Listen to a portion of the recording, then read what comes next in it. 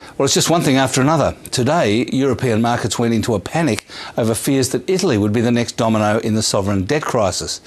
Hedge funds attacked Italian banks, taking the Milan share index down 4%, and the worry about a contagion spread to other European markets, as well as Japan and Wall Street, which had already been weakened by those awful employment numbers in the US on Friday.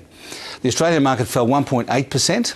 and has now fallen more than 3% in 2 days, which is a real blow for investors who've just been starting to feel good about the 4.5% rally over the previous fortnight. And also our market has done worse in the past 2 days than both Wall Street and Japan, so something extra is going on here.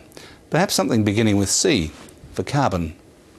Some of the biggest falls today were to do with the carbon tax and some weren't.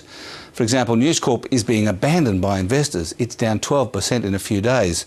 The banks were sold off quite heavily. Macquarie 6%, NAB 4%. And obviously Qantas will have to buy greenhouse gas emissions permits, and it's down 8% in a couple of days. The big miners have all been sold off as well, including Rio Tinto, although that'll be mainly due to global factors. Most of the commodities were sold off in the panic today, except for gold, which is getting some safe haven money. The main action on foreign exchange markets is in the euro. It's been crunched by the new wave of contagion panic and has dropped 3% against the US dollar in 3 days. That's pushing the greenback up against everything, including the Aussie. And finally, today's economic news in Australia is NAB's monthly business confidence survey. It's down.